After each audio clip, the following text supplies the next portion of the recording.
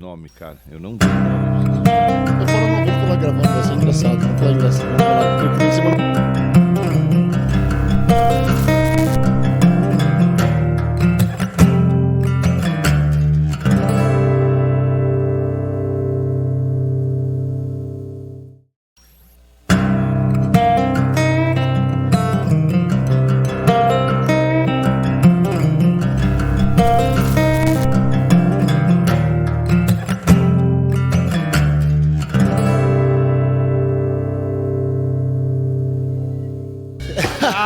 É isso aí, meu povo lindo de Deus. Tem um povo Chegamos. Chegamos com tudo, hein? Tem, tem um corte seco na musiquinha? Não foi nem baixando, já tum.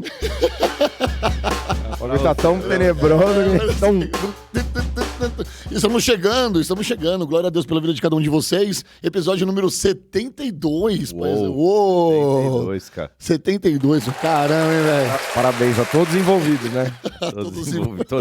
Todas as gerações de Podcasters. podcasters. É isso Existe aí. isso? É podcaster? Podcaster. Você é um podcaster? Eu sou um podcaster. E vlogger, né? Vlogger? Vlogger é o quê? Vlogger vem antes do podcast. Tá, tipo, entendi. é obsoleto. Ninguém fala vlogger mais. É o cara que trabalha com Era a digital. época do blog? Era a época dos primórdios do YouTube. As pessoas faziam vídeo pro YouTube. Era vlogger. Era vlogger. Os blogs eram os blogueiros. Era diferente. Eu lembro dos blogueiros. Vlogger vê de vídeo. Exatamente. Que são as primeiras pessoas que começaram a fazer conteúdo no YouTube. Então, eles eram os vloggers. Ah. Aí surgiu o podcast. Aí virou podcaster. Eu não sabia, Assim eu vai. falei podcaster porque foi intuição. Não, mas porra, sua Aí, ó, intuição tá ótima. É isso aí. Os primeiros podcasts saíram de dentro do YouTube? Ou não? Nada a ver. O primeiro podcast surgiu nos Estados Unidos, em 2000, quando o cara colocou uma câmera numa rádio e começou a fazer isso. E aí surgiu. Era Pelo videocast. que eu soube, o nome podcast foi uma introdução da Apple, né? Foi. Ah, tá. Que tinha o aplicativo de podcast que a galera punha conteúdo gravado e tal, né? Exatamente. Mas aí juntaram, né? Podcast. Mas, na verdade, nos Estados Unidos é chamado de videocasts, né? É o cara que coloca... Porque o podcast ele é só áudio. Tá. Aí com imagem virou videocast. O nosso, no caso, já é um videocast, então. É, mas popularizou, né? Podcast e ficou podcast. É isso. Estamos aqui. Pra quem tinha toda essa curiosidade, ó, recebeu já conteúdo. Do iPod. Era um Lembro. estouro, né, cara? O iPod era sensacional. Nossa, eu tive Fazia um assim, iPod. com o dedinho assim, Muito louco. rodava as músicas, né? Trabalhar só com o rádio é gostoso, né? Você falou ali pra mim no púlpito daquela hora, depois do culto, caramba, saudade quando a gente fazia só com o áudio. Podia vir pelado, ninguém tá nem aí. A gente vinha mó lixeiro de bermuda, chinelo. Deitava, comia as deitava, pizzas, né? Aí deitava no Fazia sofá. deitado, cara. Ninguém via, você deita no chão. Beleza, né? Mano, teve uma mão que a gente deitou aqui, a gente ficou deitado aqui fazendo podcast, mano. Não, E do outro lado, a galera deve imaginar o quê? Que a gente tá com a Bíblia na mão.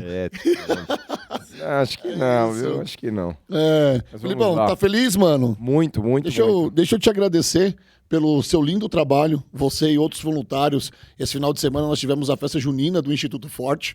Foi mais uma vez algo grandioso pra gente aqui. Eu não esperava tanta gente assim e tanta gente envolvida. Você foi um dos cabeças ali da operação. Então quero te agradecer, cara, por esse seu coração obrigado. genuíno à obra, de verdade. E que Deus continue te abençoando pra você e outros voluntários que participaram disso também. Deus vai abrir o céu sobre vocês, pode ter Amém. certeza disso. Amém. Amém. Pastor. Foi muito demais, especial. foi lindo, cara. Foi muito gostoso ontem. A noite tava boa, né? Sim. Dia lindo. Deus prepara, as coisas acontecem ali, quer um rápido... Testemunho? Testemunho. Vamos lá, claro. Na sexta a gente tava arrumando as coisas, precisa ver porque lá no final acho que o Teens e o Pré-Teens tinham as barracas de brincadeira. Tinha. Beleza. Aí Eu ninguém deixei acha uns as 60 coisas. pontos lá. Aí eu anotei o que precisava. Chegou no outro dia, tinha a pesca. Eu falei, achei os peixinhos, achei a vara e a areia. E ninguém tem. Eu falei, caraca, lascou, né? Como é que vai? Beleza. Aí eu tô lá arrumando negócio, daqui a pouco vem sair uma tiazinha na porta com um saco de areia. Aí eu falei, moça, onde você vai com essa areia? Eu vou jogar fora. Eu falei, não, moça, essa areia Deus mandou pra mim, você não vai jogar fora, não. Um saco de areia. Pô, saco de areia. Vizinha. A mulher da Qual a frente. chance? Meu Deus, velho. Aí Deus proveu areia. Foi muito legal. Até aquela bandinha de forró foi demais, Foi cara. muito bom. Cheguei depois, a banda Cara, de forró. era um pastor. Missionário toca, uma raiz. Forró raiz Forrozinho mesmo. raiz. E dança, bom, né? cara, e dança. É. Modéstia à parte, eu e a Tansim, eu e minha senhora, a gente manda mesmo forrozinho. olha lá. Sério? Essa eu quero ver, na próxima eu quero ver. Alô, Tansim, na próxima já sabe, Na né? próxima a gente coloca o Rodolfo já de entrada de dança. Não vamos pular essa parte que o Rodolfo fez na vida dele. Que Por foi... favor, mano. Testemunho pra edificar hoje é só o seu. Amém. Beleza. Amém. Vamos pra palavra. Vamos pra palavra, cara. Pastor, tem nome a palavra? Cara, aqui no meu, tá ridículo esse nome. Vamos lá. Parece tipo Godzilla versus King Falando Kong. sobre reconstrução dos Não, aqui, muros. ó. Não, Jerusalém versus Babilônia. Jerusalém versus Babilônia. Não cara. vira esse nome, né, cara?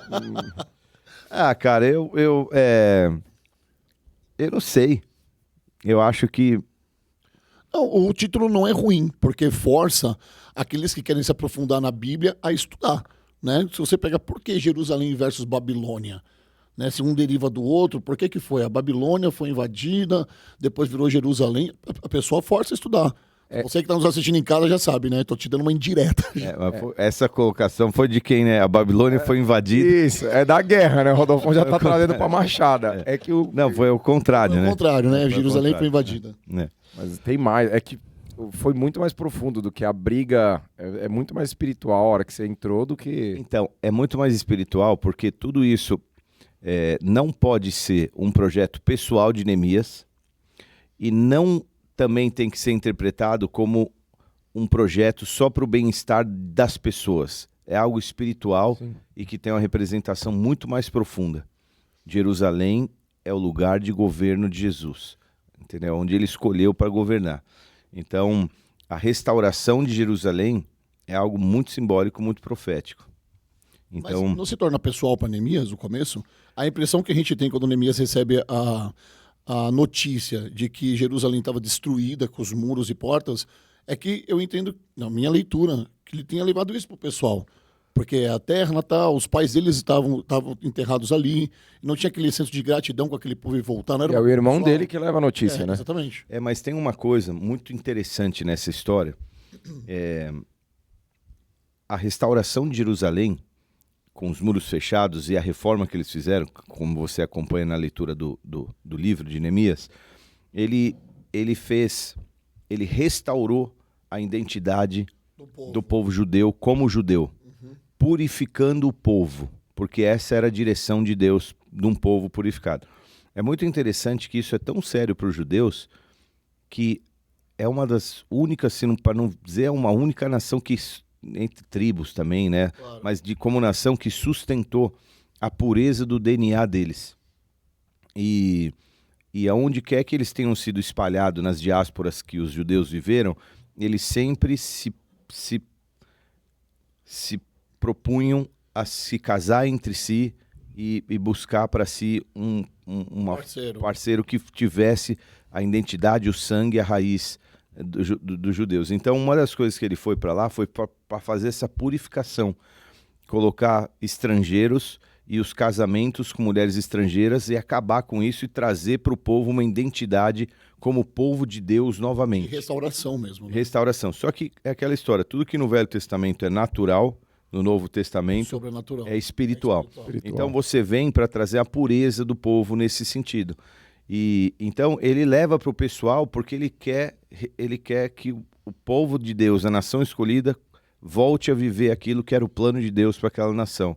Então é um pouco pessoal também, como foi pessoal, por exemplo, o Felipe falar assim, eu vou fazer esse evento acontecer, mas que o propósito era muito maior Maior do do que que o evento. o meu querer, né? As vidas abençoadas, as famílias do bairro se envolvendo, porque foi muito lindo isso, né? Foi. As famílias do bairro e tal. Então, é uma missão de pessoal, mas é um propósito que é maior do que o próprio Neemias, né? Tá. É o povo. Eu fiz algumas anotações aqui. Posso quer falar, Fê? Pode ser. Não? E eu achei incrível essa ligação que você ilustrou pra gente ali, né? Quando você fala de Babel, você fala que Babel tá relacionado à confusão, né? Babilônia. E aí a gente começa a pensar nisso. Eu queria que você falasse um pouquinho sobre esse lance de Babel, confusão, Babilônia. Pra gente entender. Quando depois do dilúvio as gerações se espalharam na face da terra, a maldade também se espalhou.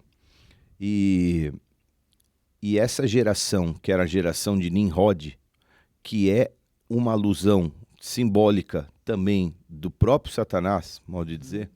Se você for nessas culturas ancestrais, você vai ver figuras como Nimrod e Semínimes, e eles fazem essas figuras, né?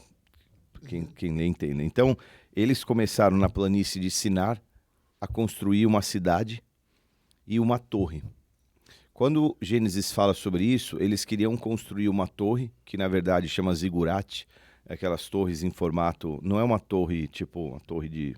Você vai... Espera, né? Não é espera que fala, É como se nome, fosse o caracol, uma estrutura Aqueles piramidal. farol. Não, é mais ou menos como se fosse Então, não é uma estrutura como um farol. É mais ou menos estruturas que eram muito comuns nas civilizações ancestrais. A espiral, que eu falo. Não. Tipo aquelas pirâmides maias, astecas. Era um modelo mais ou menos assim. Entendi. Se você colocar aí... não joga, né, o Tops? Tops está aqui fazendo a contenção. É tipo assim, ó. Então...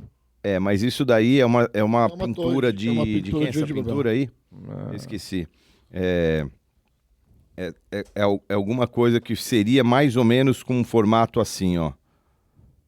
Não é uma torre, mas é umas pirâmides tipo assim, maias, astecas e tal. Eles constroem, eles começam... Parece do Código de Hammurabi? Parece aquelas esculturas de Hammurabi? Não parece? Não sei.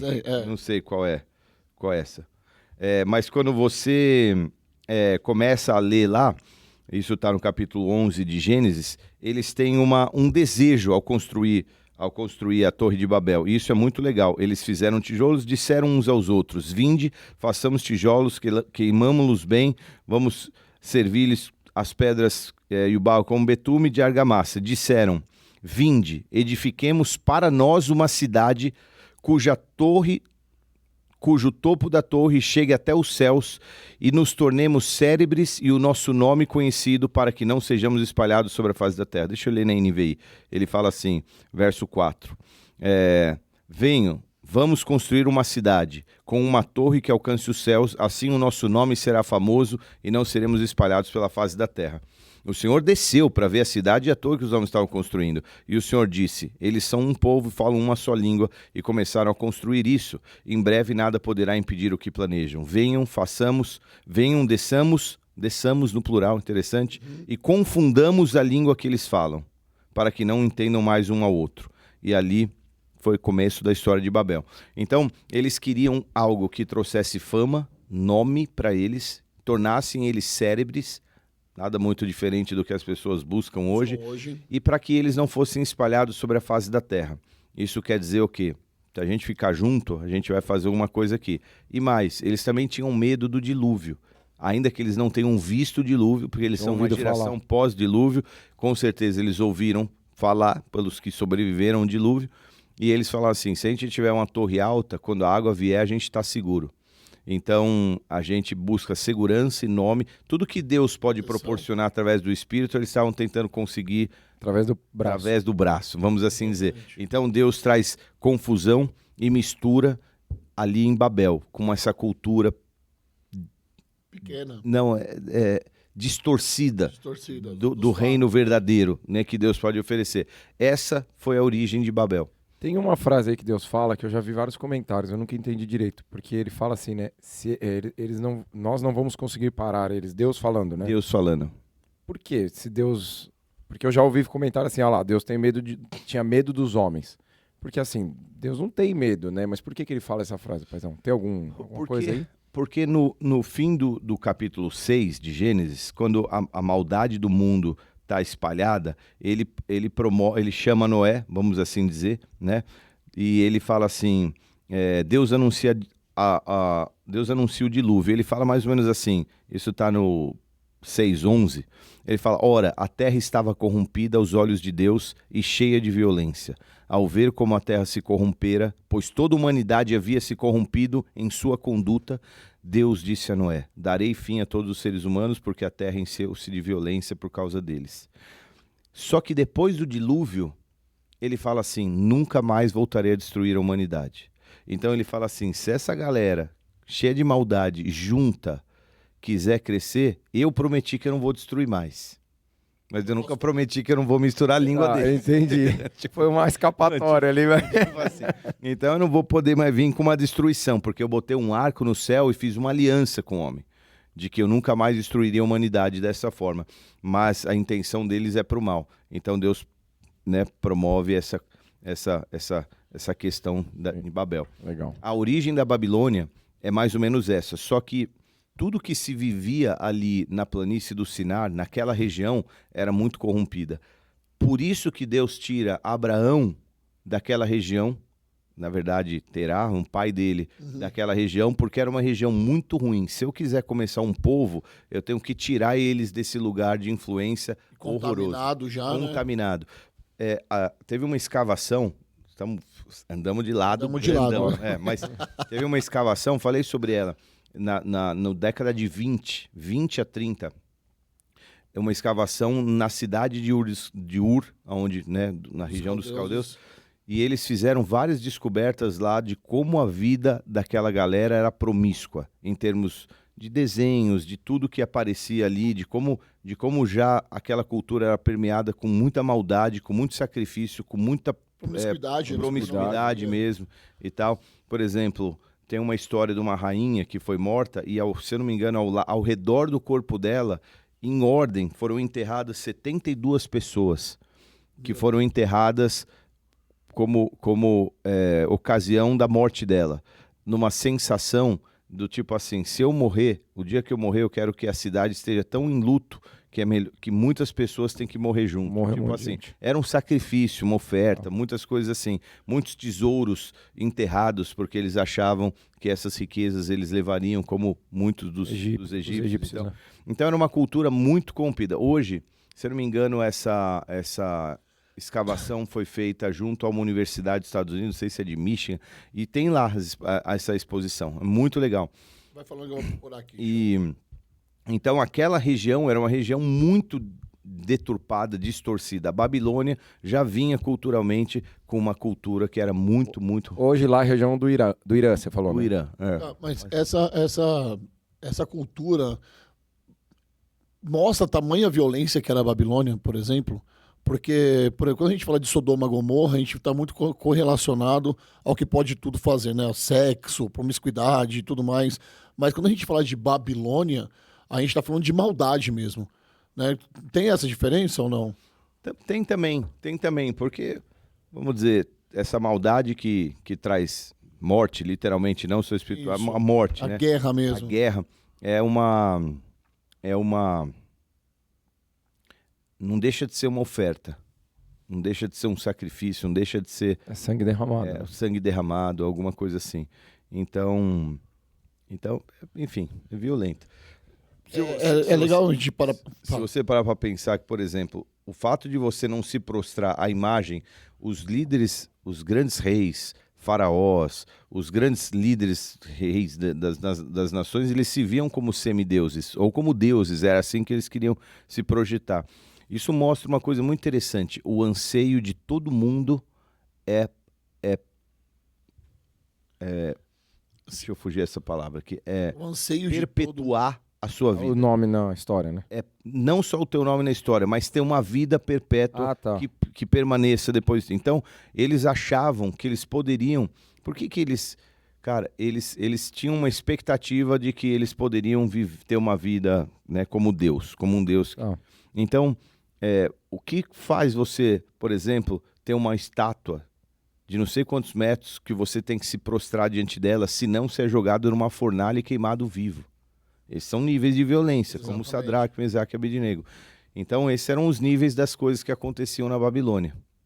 Coisas desse tipo. Eu abri aqui a tumba, né? Que tá aqui. A imagem está aqui com 72 corpos aqui. Segundo especialistas, trabalham em pedra no interior, na tumba impressionante, 14 esqueletos foram encontrados no local. É de uma rainha? De uma rainha. Como é o nome dela mesmo? Eu já li sobre ela. Peraí que eu vou achar aqui. É uma façanha da engenharia, assim. Cientistas do Museu da Escola, túmulo de 5.000 anos, em Ur dos Caldeuses. Enfim. Era esse lugar aí. Era esse estilo de vida. É um estilo de vida ruim. Era da onde Abraão saiu, era a cultura que foi perpetuada e que chegou nos dias de Nabucodonosor, essa cultura dessa forma. Você vê como uma geração que não se atenta às coisas do passado, ela está sucumbida a cometer os mesmos erros, né? Porque foi de geração em geração isso, né? Foi vindo. A gente vê a história de Esdras, depois a gente já vê a história de Neemias, quebrando, mano, uma maldição hereditária, uma coisa que já vinha de anos e anos e pagando um preço gigantesco por aquilo, que se a gente fizer qualquer alusão aos dias de hoje, é o que muita gente vive, né? Sobre correntes espirituais, maldições espirituais, hereditárias de famílias e famílias. Hoje de manhã eu consagrei uma criança e os pais estavam consagrando a criancinha, né, o João,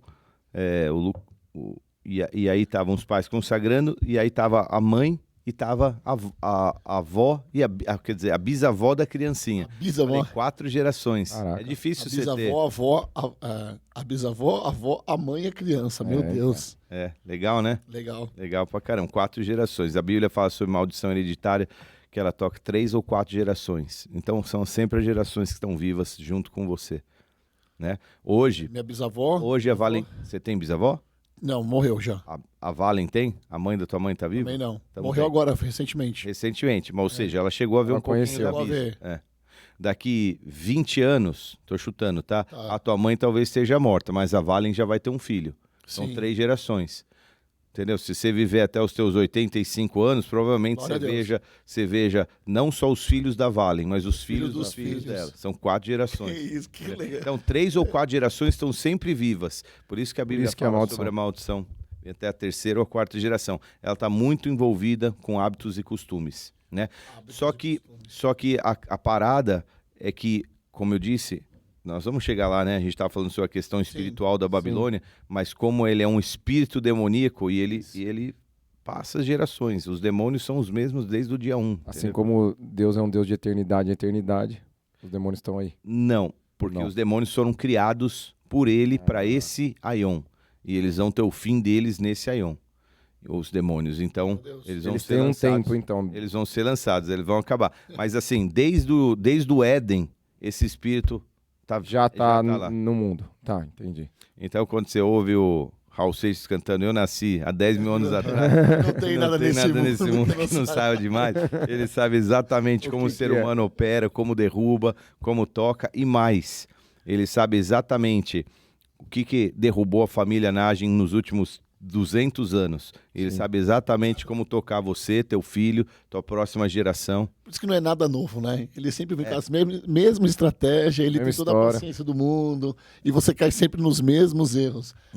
Como é idiota isso, né? A gente parava pra pensar. Mas, pra gente entrar num raciocínio melhor, o senhor nos apresentou, pastor, 2 óticas, né? A primeira ótica, que é a ótica cristã, que eu queria que você discorresse sobre isso, e depois a ótica secular, progressista, mundana, de que o ser humano é essencialmente bom.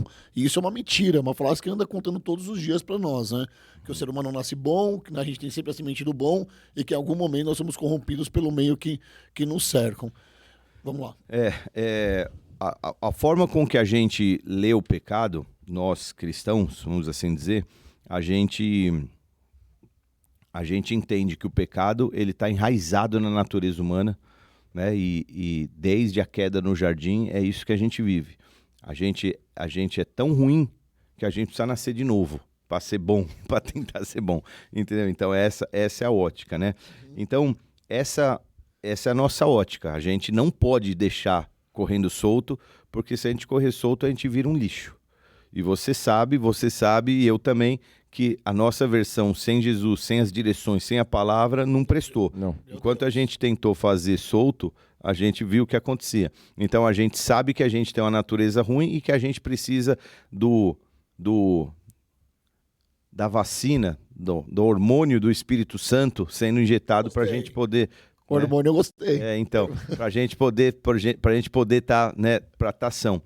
Mas hoje, cara, a gente vive uma doutrina demoníaca. E esse é um problema filosófico, cultural. de que o ser humano, ele nasce bom. É o que você aprende nas faculdades de humanas por aí. Sim. Esse é o mal, mas nós não somos bom. E o mundo enxerga assim, cara. E a gente não está falando de pecado, por exemplo, de pessoas que são vítimas da sociedade. A gente está falando de pecado interno mesmo, né? Daquela maldade que a gente carrega mesmo sem a gente querer. Isso, não né? os pecados grotescos nossos. Não, exatamente. É o ser por dentro. Não, porque para quem não pegou agora e não está entendendo, quando a gente fala que é colocado pela sociedade, que o ser humano nasce bom, vai falar, mas também na favela a cultura é diferente. O menino nasce bom, com 13 anos tem que ir pro tráfico, não sei o que. Não é disso que a gente está falando. Não é. Não é disso que a gente está falando. Não é. Nessas faculdades liberais, a gente precisa tomar muito cuidado com isso. Deixo esse recado aqui com todo carinho, todo respeito. Provavelmente vão te ensinar verdades que não são tão absolutas, meias, tipo assim, o ser humano é bom, é o ambiente quem corrompe ele, é o sistema que corrompe ele, é o ocidente, é o homem branco, é essas coisas, é o capitalismo e tudo mais. E aí eles falam assim, ó, se isso é bom pra você, se há amor, tudo bem. Marcha. Toda forma de amar. Né? É o pensamento pós-moderno, tipo assim, ele nega aquilo que é absoluto e fala assim, vai. Ele tolera muitas coisas. É a questão do humanismo hoje, que coloca o homem no centro de tudo e fala assim, olha, se tá bom para o homem, né, colocando, assume que é bom para ele, então toca. E agora a gente entende que esse problema é um problema corrigido por fatores externos.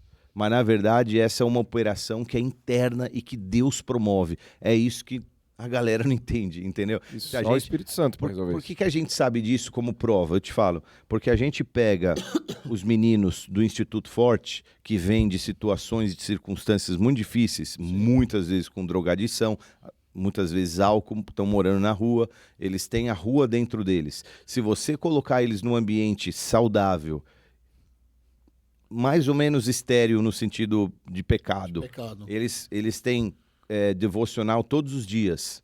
Eles têm terça-feira mergulhando, quarta célula, quinta culto, sexta nível. O renovo. E agora, e os cultos do fim de semana, cara, eles têm muitos momentos, mais do que a maioria das pessoas normais da igreja. Sim.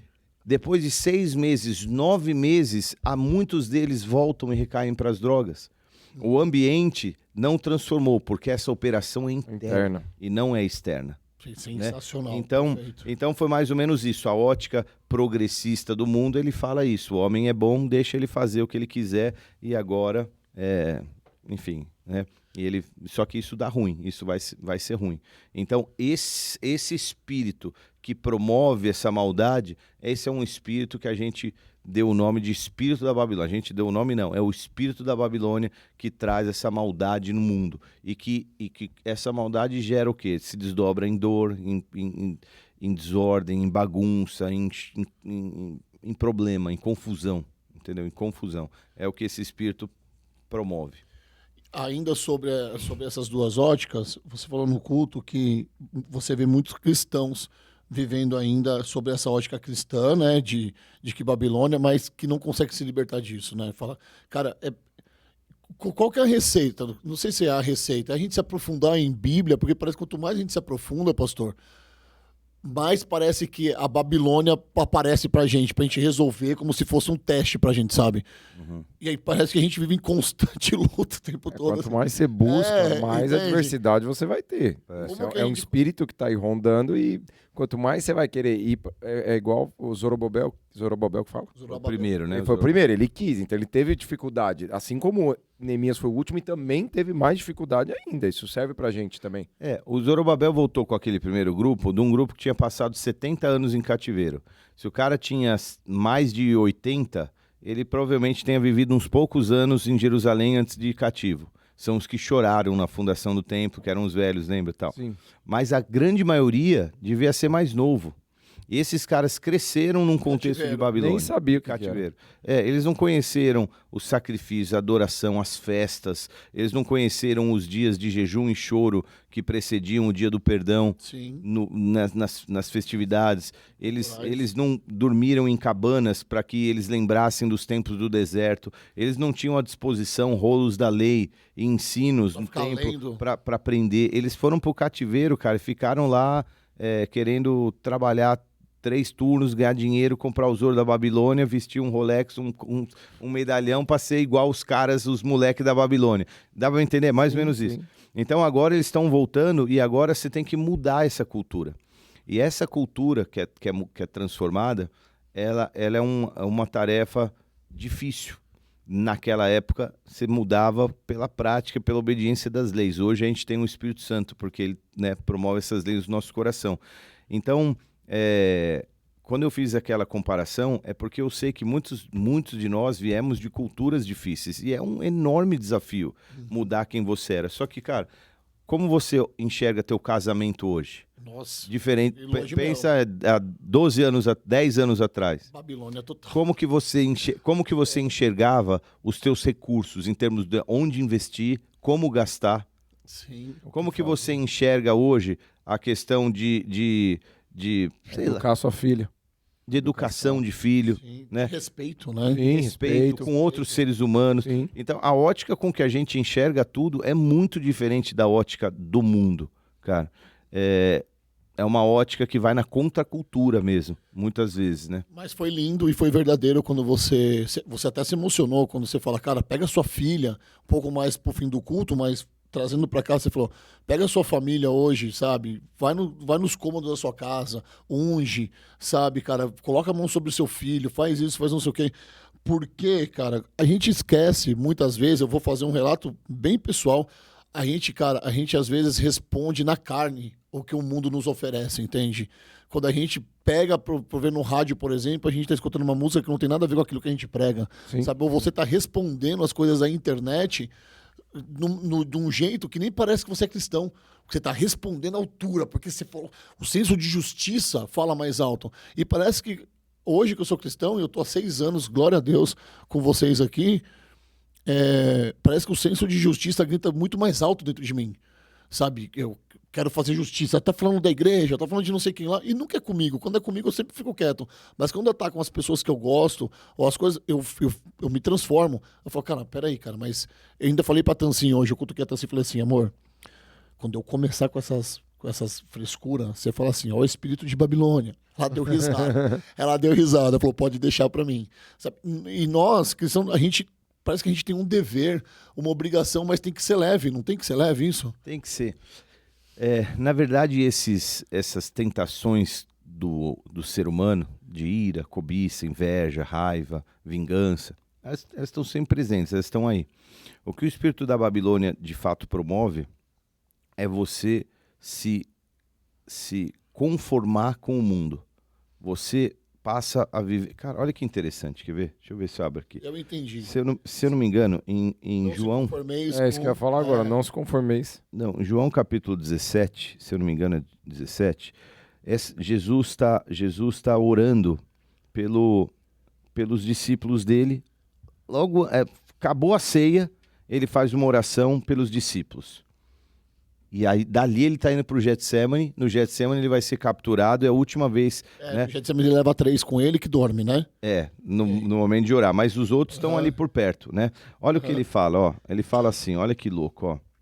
Chegou a hora, né? De eu te glorificar e tal. Aí ele fala assim, ó. Deixa eu ler aqui, ó. Pode ser a partir do... Eu rogo por eles, não estou rogando pelo mundo, mas por aqueles que me deste, pois são teus. Tudo que eu tenho é teu, e tudo que tens é meu. Eu tenho sido glorificado por meio deles. Não ficarei mais no mundo, mas eles ainda estão no mundo. Eu vou para ti. Pai Santo, protege-os em teu nome, o nome que tu me deste. Enquanto eu estava com eles, eu o protegi, guardei o nome que me deste. Nenhum deles se perdeu, a não ser aquele que estava destinado à perdição. Agora eu vou para ti, mas digo essas coisas enquanto ainda estou no mundo, para que eles tenham a plenitude da minha alegria. Deles a tua palavra, e o mundo o odiou, pois eles não são do mundo, como eu também não sou. Não rogo que os tire do mundo, mas que os proteja do maligno. Eles não são do mundo, como eu também não sou. Santifica-os na verdade. Ele está falando assim, pai, é o seguinte... Esse mundo é a Babilônia. É o mundo. É o mundo. É tipo assim, pai, é o seguinte, eu escolhi esses caras, são meus irmãos, eu amo esses caras que eu chamei. Meus parceiros, parça. Enquanto eu tava com eles, ficou bom, deu tudo bem. Só que eu vou sair desse mundo. mas eles vão ficar no mundo. E como é que eles ficam? Só que eles não são desse mundo, entendeu? Eles são, né? Como tem aquela música que a gente canta assim, eu não sou daqui... Pra casa voltarei, ele vem me buscar. A gente não é daqui, a gente não é desse mundo. A gente tá de passagem. Só que a gente incorpora as coisas desse mundo como se elas fossem mais importantes que as coisas eternas. E não são, E né, não cara? são, e não são. Nem de perto, né? Nem de longe. Então, o espírito da Babilônia, ele faz com que você fique conectado. Tudo bem, cara, você precisa ter coisas, fazer esse trabalho. Você vai viver, né? Você vai viver, mas você não é apegado às coisas desse mundo. É onde está o nosso olhar, porque se ele estiver focado em eternidade, beleza, você vai comprar um negócio, você vai viver, você vai viajar, porque Deus fala também para você aproveitar, mas você não pode se conformar com as coisas e querer as coisas daqui, porque é aí que se perde. Então, assim, você tem que se libertar para olhar. Porque se você tiver pegado as coisas daqui de uma forma ruim, você perde as de lá. Sim, que é onde vai estar seu coração. Cara, eu gosto da oração que ele fez, porque ele fala assim, nenhum se perdeu, a não ser aqueles que estavam... Aquele que estava predestinado, cara. Aí você cai naquele dilema. Então Judas já estava... Ele já tava. Ele orou antes do bagulho acontecer, velho. Disso. Deixa eu fazer aquela velha experiência de ler na mensagem. Isso, é boa a mensagem. É boa, né? Eu nem falei pra você. Eu leio a mensagem, eu gosto. Eu nem falei, dá o pano de fundo aí da palavra. Nem foi, já foi.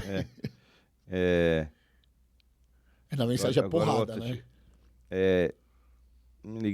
Não peço que os tire do mundo, mas que os guarde do maligno. Né, de Satanás. Eles não são mais orientados pelo mundo, assim como eu também não sou. Faze-os santos, consagrados com a tua verdade. Assim como me deste uma missão no mundo, eu dei a eles a missão no mundo. Eu me consagro por causa deles, para que sejam consagrados em verdade nessa missão. Enfim, mais ou menos isso. Ou seja, cara, nós não somos desse mundo. Então eu comecei o culto falando sobre a nova Jerusalém que vem do céu. E nela não entra nada que é impuro, profano, vergonhoso ou enganoso. Essa é a Jerusalém. Essa Jerusalém que representa alegria e paz. E o espírito da Babilônia que representa justamente o contrário. Quando você restaura os muros, as portas e restaura Jerusalém, você está restaurando a tua vida, onde você vai ter o governo de Jesus e vai viver paz e alegria. Era esse o mote. Então a gente começa a entender a importância de restaurar e consagrar nossa vida para viver essa condição. Eu posso falar uma coisinha? Vai. Não sei se você teve essa mesma sensação, tá? Mas eu tive. Aí eu quero compartilhar com você, Fê, para saber se faz sentido. Parece que hoje foi uma palavra... Quando Paulo prega pra igreja, tá ligado? Sim. Pra quem já conhece Jesus, meu irmão, e tá fazendo um monte de besteira e toma essa daí, você entendeu? Quando eu falar de restauração, eu fico com a impressão que o pastor tava trazendo a mesma mensagem. Vocês já da igreja, você entendeu? Vocês da igreja. Nós estamos aqui para reconstruir muros e portões, e eu gostaria que vocês reconstruíssem muros e portões na vida de vocês. Porque o que você falou também faz muito sentido. A gente vive num mundo que para virar trend, para viralizar, a gente acaba fazendo de tudo. E no mundo gospel também tá assim, né? Mas olha que interessante. Por que a Babilônia é chamada de a prostituta? Lá em Apocalipse, né? Apocalipse. Ela se vende. Da qual os reis da terra e os habitantes da terra se embriagaram com o seu vinho, o vinho da sua prostituição. Porque ela faz troca. É o que ela tem para oferecer. É o que ela tem para te oferecer. E ela te conquista com o que ela tem para vaidade, orgulho e por aí vai. Quando você lê o capítulo 18 de Apocalipse, ali tem uma cena, eu não li também, não era o evento, mas ele fala sobre a queda da Babilônia, né? 18 não marquei Apocalipse, aqui. Não, eu nem li. Ele não leu, não. Eu nem li, mas ele fala sobre a queda da Babilônia. Diz assim, depois vi outro anjo que descia dos céus, tinha grande autoridade e a terra foi iluminada por seu esplendor. E ele bradou com alta voz poderosa, caiu a grande Babilônia. Ela se tornou uma habitação de demônios, o antro e todo espírito imundo. E ele vai, né? Pois todas as nações beberam do vinho da sua fúria e da prostituição. Os reis da terra se prostituíram com ela, à custa do seu luxo excessivo, e os negociantes da terra se enriqueceram. Então ouvi, ela está falando daquela Babilônia, os reis se embriagaram, né? Os habitantes se embriagaram, mas aí, e a respeito dos santos? que ela diz? Verso 4. Então ouvi outra voz dos céus que dizia: saiam dela, vocês, povo meu. Os de Jesus corre da Babilônia. Tira. Entendeu? Sai. São pensados, né, mano? Vai, sai. Para que vocês não participem dos seus pecados, para que as pragas que vão cair sobre ela não os atinjam, pois os pecados da Babilônia acumularam-se até o céu, e Deus se lembrou dos seus crimes. Então ele vem e falam assim, ó, aí ela fala sobre essa Babilônia, né? E aí ela fala assim, ó, olha que interessante, quando os reis da terra que se prostituíram com ela e participaram do seu luxo, viram a fumaça do seu incêndio, virem a fumaça do seu incêndio, chorarão e se lamentarão por ela. Amedrontados por causa do tormento dela, ficarão de longe e gritarão: ai, a grande cidade, Babilônia, cidade poderosa, em apenas 1 hora chegou a sua condenação. Os negociantes da terra chorarão e se lamentarão por causa dela, porque ninguém mais compra sua mercadoria. Artigos como ouro, prata, pedras preciosas, pérolas, linho fino, púrpura, seda, tecido vermelho, todo tipo de madeira, cedro, peça de marfim, madeira preciosa, bronze, ferro e mármore, canela e outras especiarias, incenso, milho, perfumes, vinho, azeite de oliva, farinha fina e trigo, bois e ovelhas, cavalos, carruagens, e corpos e almas de seres humanos.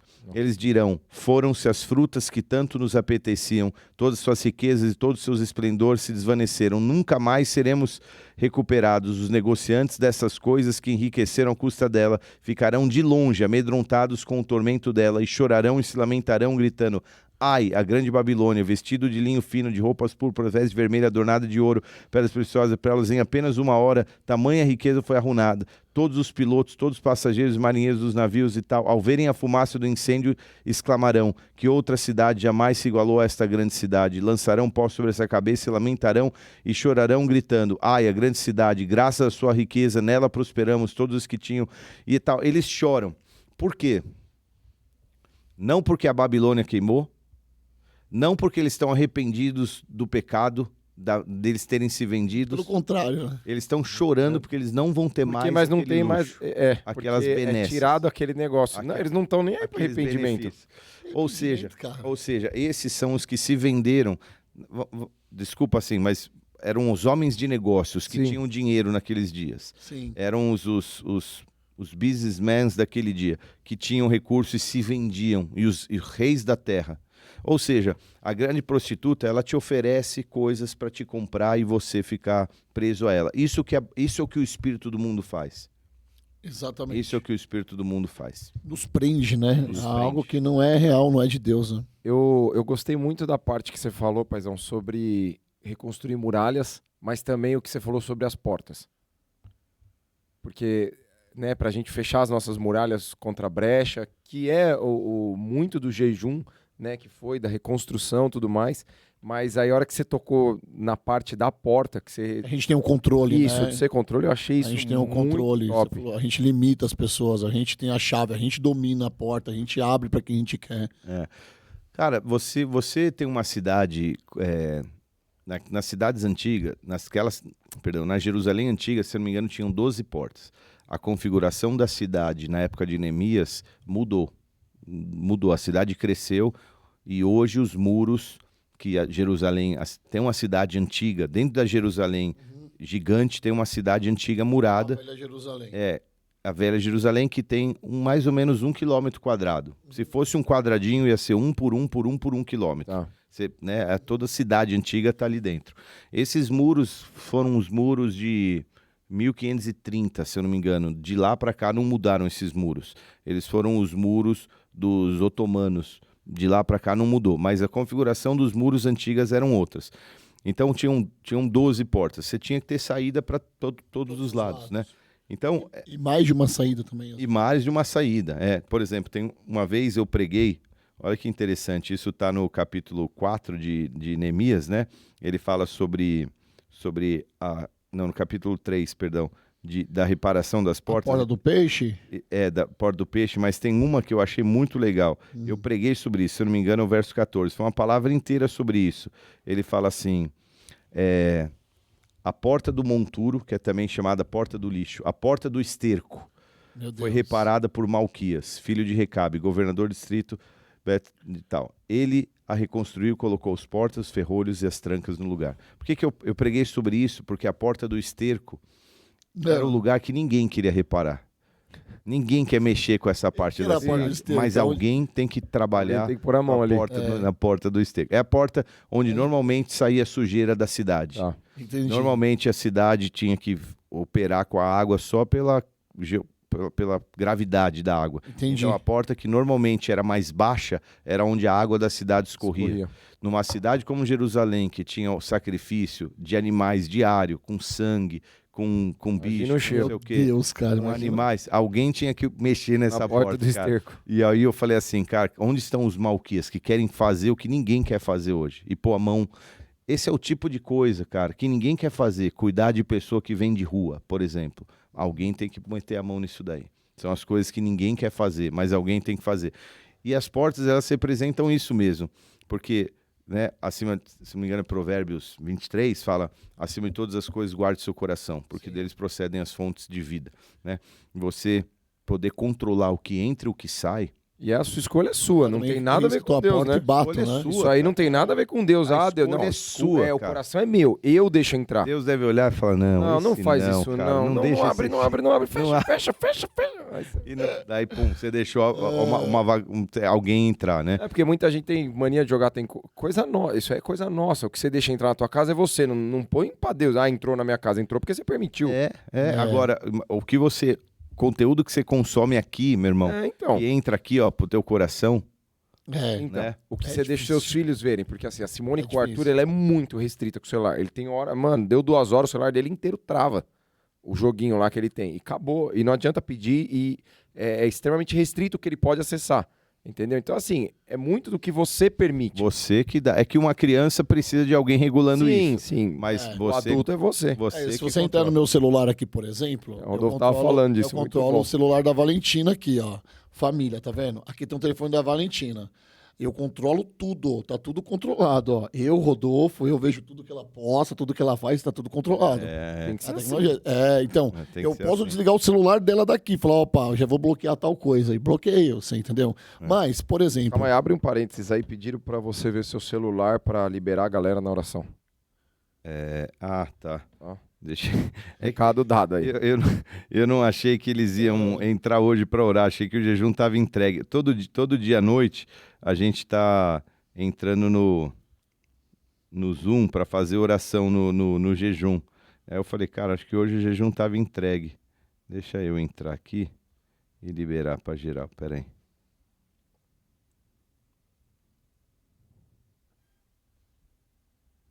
aí. Momento... Eu vou colocar alguém como anfitrião ou todo mundo saiu já? Acho que não. Não vai rolar, parece. Não vai rolar. Não. Tá bom. Beleza. Bom. Toma. Bom, a gente tá falando disso de coração e eu queria fazer um paralelo aqui das coisas que eu isso aqui, né? Não deixar entrar pro coração, voltando aqui a palavra. Água pra mim, paizão. A gente... Eu não sei se todos os cristãos, ou só eu, ou você em casa aí, deixa seu comentário, caso você se identifique com isso. Nós nos tornamos, com o passar do tempo, um pouco reativo a algumas coisas. Eu acho que cria na gente um senso de moralidade, e que um culto como esse, pastor, ele destrói a nossa moralidade. E a gente mostra o quanto na Babilônia a gente estava vivendo, achando que estávamos fazendo as coisas a serviço de Deus, sabe? Por exemplo, tá? Existem 3 meios que eu transito, que é o meio gospel, a política e o meio do bodybuilding. Essas 3 coisas, elas têm em comum a fofoca. E a fofoca destrói. E quando a gente vê alguma notícia e a gente acha que estão denigrindo a imagem, por exemplo, lá no meu podcast, eu levei um fisiculturista tal, falaram mal. Me dá aquele senso de, aquela vontade de responder. Na política, não preciso nem falar que a gente vive num país, né, que é difícil nós não sermos reativos ao que está acontecendo. E no meio gospel é a mesma coisa. E aí, quando vem um culto desse, eu falo, cara, essas coisas estão entrando no meu coração. E eu vivo na Babilônia por escolha minha, porque eu posso também não escolher a viver isso. Mas não é muito ruim a gente também não viver nessa guerra? Porque até que ponto nos cabe ser reativo assim? Então, você não é desse mundo, mas você vive nesse mundo. Você vive nesse mundo por um propósito. Amém. Posso clarear um pouco mais da palavra aqui? Vamos. A gente começou falando sobre uma Jerusalém que vem do céu, da qual não entra nada profano e impuro. Para você viver as benesses da Jerusalém, que a gente chamou hoje de paz e alegria, você precisa permanecer ali consagrado, santo e puro. Se você permitir a cultura do mundo viver, você não tem muito acesso a esse lugar. Então, o que a gente falou é que muito cristão, ele está com muito disso daqui e isso impede ele de viver a plenitude disso daqui. Beleza, né? Então, a referência simbólica que a gente usou, mas real, foi a Babilônia destruindo Jerusalém e sempre impedindo ela, através desse espírito, de avançar, certo? Eu não sei se vocês conhecem bem, mas essa figura que é Agostinho de Hipona. Sim. Agostinho é um dos pais da igreja, né? Ele no século IV ali teve muita influência. Ele viveu debaixo da nuvem do Império Romano. Nessa época, porque o Império Romano não é o Império Babilônico, mas operava debaixo do mesmo espírito da Babilônia. Amém? Então, que era o Império Babilônico? Cara, era o melhor que se podia viver. Era tipo você viver, sair da periferia de não sei aonde para ir morar num bairro chique dos Estados Unidos, vivendo lifestyle americano. Com Harley, carro 6 cilindros, casa com grama na porta, com bicicleta jogada no jardim. Esse estilo que você Família fala. Margarina. É isso que eu quero viver. Era o que o Roma projetava. Era um lifestyle e quase inacessível para a maioria, mas que muitos desfrutavam e tal. Era um negócio um pouco babilônico assim também, né? E ele escreve um livro que é uma referência para isso que eu falei hoje, que chama Cidade de Deus. Cidade é uma alusão falando sobre a cidade dos homens, que para ele era o Império Romano, e a cidade de Deus. Esse livro é um livro que é um marco. Por que eu estou falando isso? Porque a gente fez no culto hoje inteiro a diferenciação entre a Jerusalém e a Babilônia, né? A cidade de Deus versus a cidade dos homens. Essa cidade de Jerusalém é onde Jesus governa. De pecado e santidade, né? Sim, são várias comparações. Pecado e santidade. Aqui Jesus governa, aqui Satanás governa. Eternidade e fim dos tempos. Exatamente, as duas coisas, né? Ele faz essa diferenciação entre cidade de Deus e cidade dos homens. Quando a Bíblia fala, se eu não me engano, é Mateus 11, ela fala assim, nós temos que brilhar no mundo da escuridão. Vou abrir esse texto aqui. Se a gente tem que ser luz nesse mundo, o que isso significa? Nós temos uma responsabilidade. Tem que ser diferente do mundo. Basicamente que o mundo é escuro. Tá. Se a gente tem que ser luz, é porque o mundo é escuro. Veio com uma parte de resposta, não sei o que. Eu falei, eu vou filosofar. Isso, eu também. Aqui o mundo tem que ser escuro, tá? Vou filosofar. Cortella quase que veio aqui agora. Não, ele fala assim, quer ver? Agostinho era... Ele tá aqui, ó, quer ver, ó? Mateus 11. Eu acho que é por aqui. Ele fala assim... Eu vou achar aqui. Tá na Bíblia. Tá na Bíblia. Tá em algum lugar na Bíblia, tá.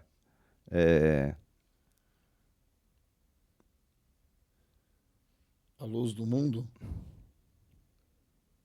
A luz até Mateus 5,13. Não é isso, não. Vocês são o sal da... Não, tô falando do sal da terra. Coloca brilhar. Mateus 5,13, o Senhor faz as nossas responsabilidades perante o mundo, vós sois o sal da terra, vós sois a luz do mundo, não é essa? E diz a cada um de nós aquele que queremos ser os seus discípulos. Não, mas o verso não. que eu quero é outra.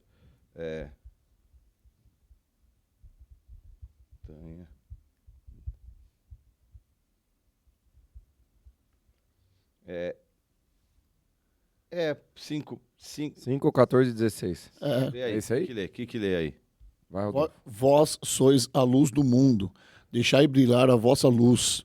Isso. Essa impactante declaração de Jesus, feita ao Sermão da Montanha e registrada por Mateus, nos convida a uma profundidade... Não, mas você não tá lendo a Bíblia. Não abri a Bíblia, peraí. Eu abri reflexão. Não, mas é mais ou menos isso. Ele está falando isso mesmo. Ó, ele fala, eu acho que é o verso 11, aqui de 5 mesmo. Ele fala assim, aqui ó. Vós sois a luz do mundo. Se a gente é luz, o mundo é escuro. Ah. Não se pode esconder a cidade edificada sobre um monte. Não se pode esconder a cidade edificada. Se você, Jerusalém, ela tinha a missão de ser luz para o mundo. Mesmo o mundo sendo escuro. Todas as nações vão olhar e vão enxergar e dizer assim, uau, o que é que vocês vivem? Nós somos uma nação que tem Deus. Esse era o já pregou de sobre isso. Qual que seria a vida? A gente falou disso no podcast. Qual que seria a vida dos judeus se não tivesse tido pecado? Não ia ter dor, não ia ter... A gente já falou disso. Pois é. Ia ser um lugar maravilhoso, de bênçãos. De forma que as nações veriam Sim. e seguiriam ao Deus vivo e verdadeiro. Eles teriam que ser isso. Jerusalém, cara, ela é esse lugar que deveria brilhar. Porque a gente é luz. Então, a gente está no mundo. E o nosso papel é no mundo. Ser luz. É na Babilônia ser Jerusalém.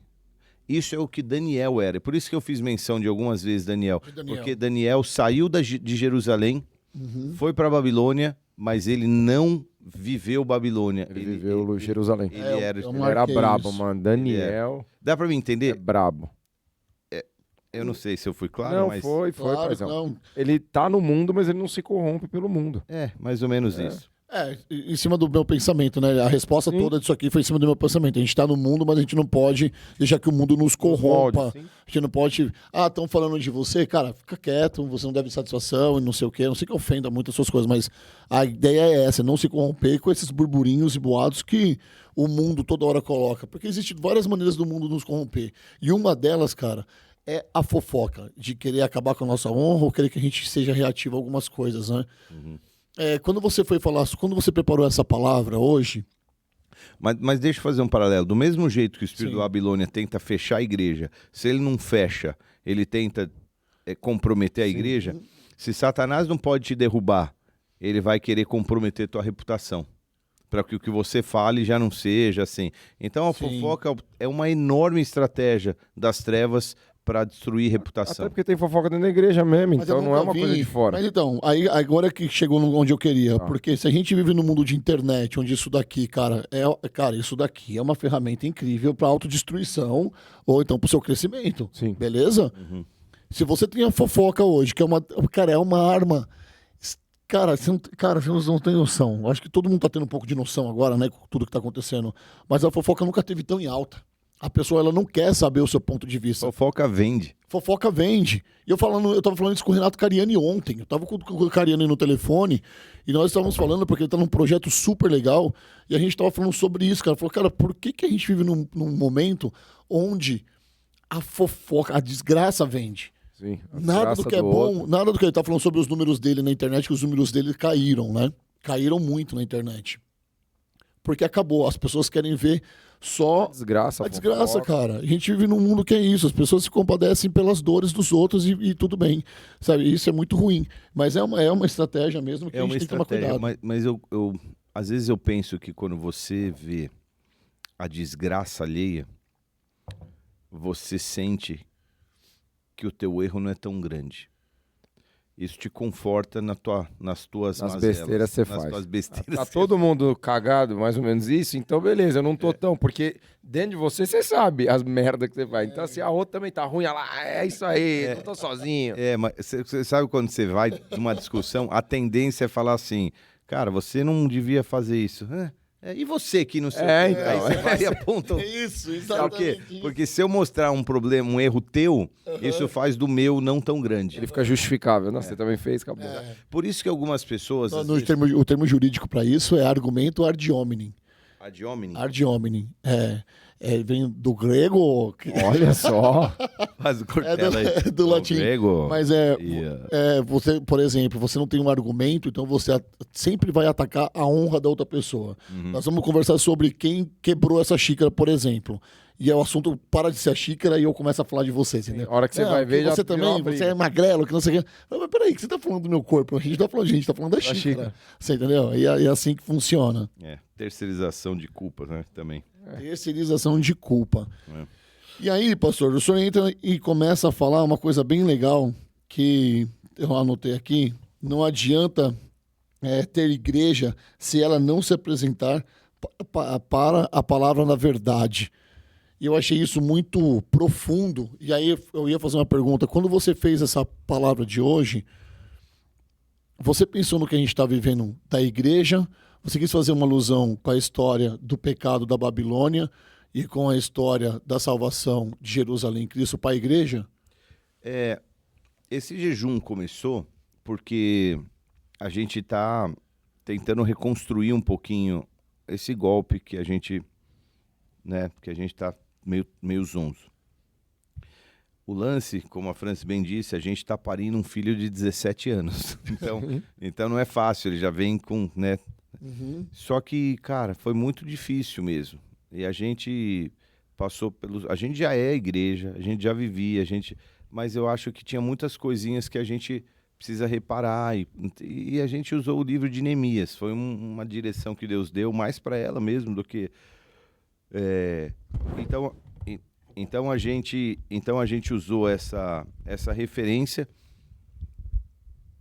e a gente chegou no último dia. Eu acho que era um dia marcante e a gente merecia um culto para falar desse tema.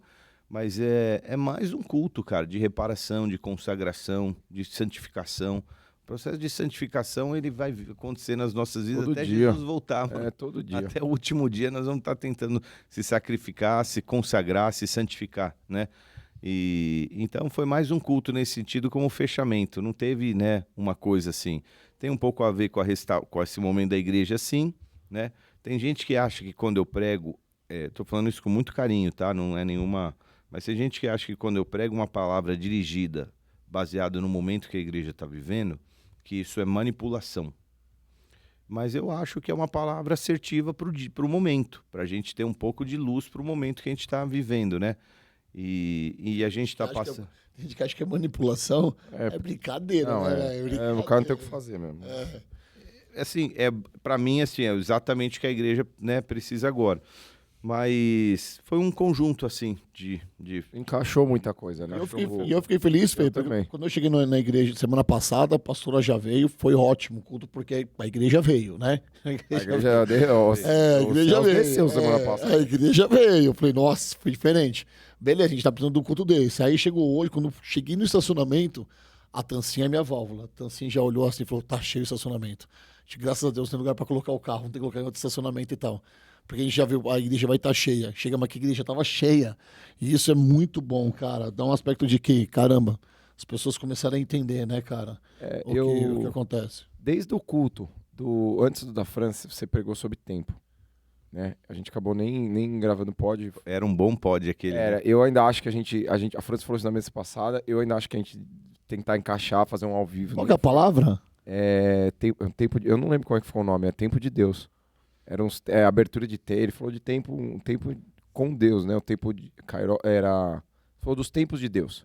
Então tinha o tempo normal nosso, aí tinha o tempo Kairos e tinha o tempo Aion. Lembrei. Então ali, eu senti ali, paizão, eu não sei, que começou realmente o nosso tempo do nosso lugar. A sua fisionomia para mim era outra, pregando, eu estava de escala ainda. Ali o louvor começou diferente. Eu não sei o que aconteceu. Começou um outro louvor. Parece que, assim, você já disse várias vezes isso, que assim, a gente vai ver debaixo de uma nova unção, né? Então, assim, para mim ali foi muito start disso. Aí semana passada também. E hoje de novo. Tanto o louvor quanto a pregação. O louvor foi algo... Mudou muito. A gente vê uma mudança muito grande. é um processo, a gente vai encaixar, eu acho que a gente vai errar um pouco, acertar um pouco, melhorando. Só vamos, mano. Normal, né? Vamos, Não vai acertar tudo, mas eu tenho sentido um tempo realmente... Posso abrir um parênteses? Não sei se a gente está indo para o fim já, aqui do... Eu quero falar sobre a castração, supostamente castrados, né? Tá, mas vou dar um spoiler aqui, depois a gente segue. Domingo que vem vai ser um culto importante. Tá. E quando que não é importante? Não, sempre é. Mas se atentem. Não, se atentem, porque eu vou compartilhar um pouco mais sobre a visão, sobre o futuro, sobre os planos para o nosso lugar. Pro nosso lugar. Então se preparem, hein, galera. Vem novidade, gente. Prepare você que quer trabalhar, já sabe, né? Já temos o logo ou ainda não? Cara, Tá esse processo. Não responda essa pergunta. Não, sabe o que aconteceu? Fazer o logo é uma coisa muito mais complexa do que uma pessoa rabiscar. Sim. Não dá para me entregar um papel de guardanapo e eu ir atrás de alguém que faça, né? Por exemplo, para uma pessoa fazer um logo, eu preciso... Olha que loucura, cara. Eu preciso passar alguns pontos importantes para a criação de um logo. E ela vai ter que desenvolver essa identidade visual, cara. Não é um negócio assim, É difícil. Sim, tem a ver com visão, valores, missão, cores. Não, a gente tem uma linha. A gente tem uma linha. Mas as pessoas faz assim, ó, põe uma seta cruzando uma Bíblia e não sei o que, é uma boa ideia. Aí você fala, tudo bem, só tô dando um exemplo. Aí você fala assim, cara, tá bom, eu vou ter um designer aqui para pegar cada sugestão e criar um logo. A gente vai ter que ter uns 3, apresentar pra galera, pros diáconos e aí, ver e chegar num lugar legal. Bom, fala aí, Rodolfo. Você falou que Daniel e Neemias supostamente eram castrados porque eles tinham um cargo de responsabilidade, um cargo de confiança. O Neemias era copeiro, por exemplo, né? E Daniel era um dos melhores, era um dos xodós ali do rei. Cara, supostamente era isso mesmo que acontecia, pastor? Era exatamente, cara. Era exatamente isso que acontecia. Essas pessoas que trabalhavam junto às rainhas, eles eram, às vezes, castrados, se transformavam em eunucos para poderem estar próximo, cuidar da rainha, cuidar daquelas que iam servir, sei lá. Você vê que o pecado sexual ele era tão constante ali que o homem tinha que deixar de ser viril, né? Ou não ter ali... Você vê o medo que os reis tinham também. Era uma Porque coisa ao longo da história você só ouviu isso, né, cara? Sim. Você só ouviu isso. Que loucura, meu irmão. Eu não tô assim... falando assim, a Bíblia fala que ele foi castrado, mas era uma prática normal de quem servia no palácio junto à rainha naqueles dias, entendeu? Se Neemias era um copeiro, talvez, entendeu? A Bíblia não fala que ele foi com esposa, nem com filhos, entendeu? Então você supõe alguma coisa assim. E os pensadores, eles chegam numa um denominador comum. Concordam a respeito disso. O Cauê Viana, acho que a gente conhece ele, né? Mandou uma pergunta aqui. Ele perguntou por que a Bíblia se refere à Babilônia como mulher. Interessante. Bom, ele faz uma alusão a uma prostituta. Sim. Ainda que hoje você tenha um prostituto, que tem um nome, chama Michê. É muito mais incomum. Dizem que prostituta é a profissão mais antiga do mundo. Que existe, no mundo. Porque o corpo da mulher se vende. E o homem tem um drive sexual tão forte, tão violento, que era fácil ele, né, ir atrás disso. Então, eu acho que porque ela tenta seduzir, ela foi comparada a uma prostituta, a uma mulher. Não saberia responder mais do que isso, mas... De novo você cai na parada sexual. Acabou de sair, né? Acabamos de falar disso e... Mas você vê, cara, que esse é o pecado do mundo hoje. Sim. O que querem colocar hoje na nossa cabeça, assim, entendeu? Que tudo tá normal, que tá tudo certo. Que, cara, essa é a ótica do mundo. Sacou que essa é a ótica do mundo que a gente tem que tomar cuidado? E aí você falou de Kadosh. Eu gostei muito quando você falou de Kadosh, porque aí só meia dúzia levantaram a mão ali, galera da antiga, né? Galera da antiga. Até que levantou um. Essa banda, ela chamava Atos 2, depois ela virou Kadosh. Ninguém lembra, né? Você lembra, Tops? Não. Lembra? Veiaco também, né? Então, era muito legal. Kadosh é o termo que significa santo e que significa consagrado. Eu não sei quantos tem, mas assim, a minha Bíblia, se você, por exemplo, vem nessa versão aqui, ó, Fê pode vir, por exemplo, você vê em Gênesis 2 que eu falei, ele consagra o sábado, ó. E havendo Deus terminado o dia 7º e sua obra que fizera, descansou nesse dia de toda a sua obra que tinha feito. E abençoou o dia 7º e o santificou. Se você vê aqui, você vê a Kadash. Essa é a palavra, que é consagrar, santificar, dedicar. Então, esse termo ele é usado como separação, como consagração de alguma coisa. Se você visse o lugar santo, santíssimo, ele ia chamar Kadash. Então, o dia, é aquilo que é separado para Deus. O que ele quer fazer? Cara, ele quer pegar você e falar assim, o mundo tá lá, mas você é separado para mim. Isso é meu. Cara, eu falo para as pessoas assim, elas não entendem. Eu sou de Jesus, eu não tenho muito o que fazer. Eu sou vendido para ele como escravo. A minha vontade, e eu não vou mentir, nesses dias de confusão, era não entrar nessa confusão. Assim. Eu tenho certeza disso. Pastor, você é o cara que não gosta de confusão, cara. Você é o cara apaziguador. Às vezes a gente chega babando, espumando, contando um negócio pra você, e você, calma. Tá tudo entrar numa confusão. Né, Tops? Fala aí. Não, deixa eu... Tá tudo bem. Eu tô entendendo o que você tá falando, mas vou ser mais claro. Cara, eu não queria ter que estar sofrendo um pouquinho, recebendo muito abraço, mas umas pedradinhas também... Eu não queria estar nesse lugar. Mas de onde vêm as pedras? Então, não importa. Não importa, sabe por quê? Porque se essas pedras vêm de pessoa que significa alguma coisa pra você, você vai maturar. E você vai ter que mostrar. Ou se vem de pessoas que nunca te viram na vida, não, cara... Ninguém... Então, é isso que eu tô falando. Ninguém que eu amo tá me tratando. Tá tudo bem nesse sentido. Mas teve alguns comentários na internet e tal. Eu não pedi pra estar nessa confusão, né? A minha vontade era, pegar um ano off. Tipo assim. Sabático. Sabático. E eu não me sentiria nem mal, nem pecando. Depois de 17 anos, basicamente, à frente da igreja. Vai completar agora, daqui 15, 20 dias, 17 anos. Cara, tudo bem, vai descansar um tempo. Eu não queria estar aqui, mas, cara, o que eu vou fazer? Eu não consigo. A voz da consciência, que é Deus falando, é mais forte do que eu. Qualquer coisa. Entendeu? Então, você fala assim, cara, tô aqui, eu sou teu. E aí isso é ser separado. 17 isso é ser separado. Porque ele podia ter, né, um ano, tchau, daqui eu volto aí, a hora que vocês se acertarem tudo. 17 anos é o ano de...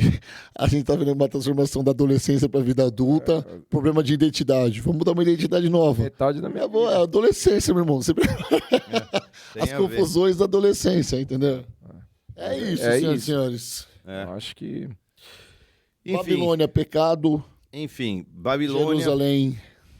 Salvação. A salvação, Santidade. a santidade. Viva. Eu achei muito lindo o que você se propôs pro pessoal fazer em casa. Porque foi já estava no jejum de ontem, né? Já estava no jejum de ontem, exatamente. Mas olha que legal, cara. Depois que eles terminam a construção, eles se propõem a consagrar, né? Sim. E eles fazem, literalmente, cara, um voto. E eu falei aquelas coisas lá, eles fazem... Olha que interessante, eles fazem um voto. Eles fazem assim, deixa eu pôr aqui que eu acho que vai ser melhor. Peraí. Eles fazem assim, ó. Todo mundo que estava lá, todo mundo que assinou o negócio, ó, eles falam assim: em vista disso tudo, estamos fazendo um acordo por escrito e assinado por nossos líderes, nossos levitas e nossos sacerdotes. A minha vontade era ter esse acordo aqui. Ia ser bom, né? Nossa, mas eu acho que não era o momento. Mas tudo bem. Aí, quem tava? Toda essa galera aqui, ó. Aí eles vão, ó, o restante do povo, tal. Aí eles começam aqui, ó. Agora, se unem aos seus irmãos, aos nobres, e se obrigam sob maldição e sob juramento a seguir a lei de Deus dada por meio do seu servo Moisés e a obedecer fielmente os mandamentos do Senhor por ordenanças e decretos do Senhor. Prometemos não dar nossas filhas em casamento quando os vizinhos, tal. Assumimos a responsabilidade de tal. Também ordem, assumimos a responsabilidade. Ele colocou ordem, É um cara. termo, é um termo. Bom advogado ele, hein? Tal. Além disso, trataremos os propósitos, tal. E ele vai, não negligenciaremos o tempo. Não, é um acordo. Os caras assinam, carimba. Acabou, É o que reconhece o nosso firma. acordo é isso, cara. Quando você decide no teu coração, que é o que você quer fazer, lembra quando eu já falei assim, cara, a vitória de Jesus na cruz é linda, mas a vitória de Jesus na cruz foi uma consequência da decisão dele no jardim. A vitória foi no Getsemane. Foi ali que ele falou, não, então eu vou. Ali só foi consumado, né? Foi consumado. Mas a decisão dele foi lá. Quando você decide e fala, é isso que eu vou fazer, o resto vai acontecer, entendeu? O resto vai... Se você fala assim, vou me matricular na academia e vou começar a malhar todo dia, a perda de peso vem, é só uma consequência. O que vale é a decisão. É o que vale a decisão. Você não lembra não quando eu falei, vou fazer direito pra você?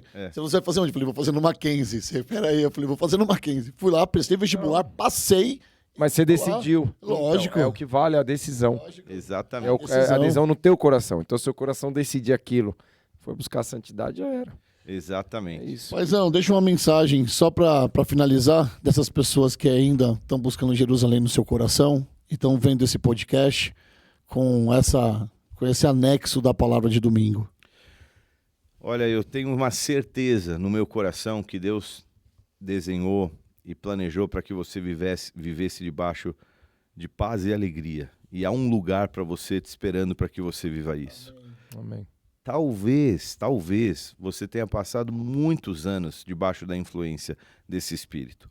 Você talvez nunca tenha nem tido consciência da realidade, da existência e de como ele opera, mas ele é tão real quanto o ar que você está respirando. Amém. Mas se você se comprometer com os caminhos do Senhor, você vai ver a tua história sendo transformada e mudada, e você vai ver todos os benefícios que a Jerusalém espiritual tem para você.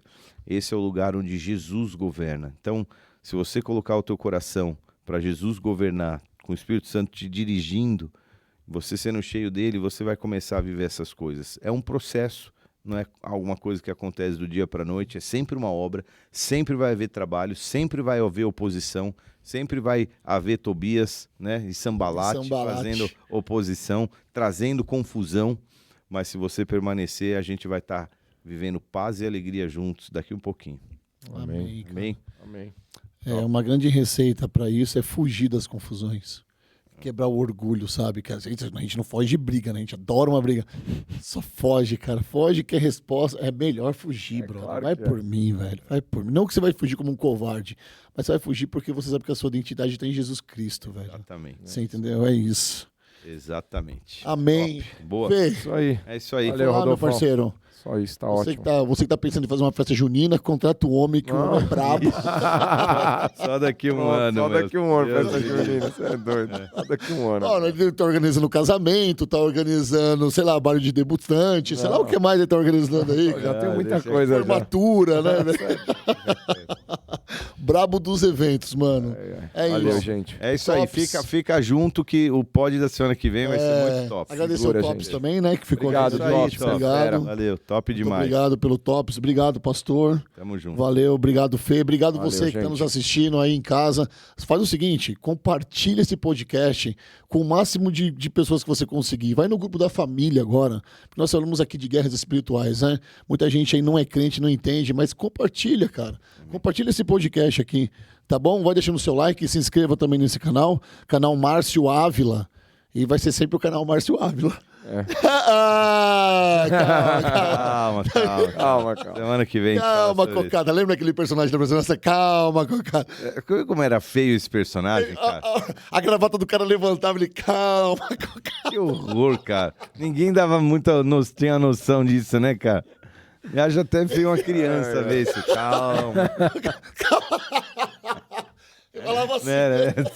calma, Cocada, calma. Bom, é isso aí. É isso aí, gente. Beijo pra todos, gente. pra Até vocês, semana até a- que vem, gente. Valeu. Até a próxima.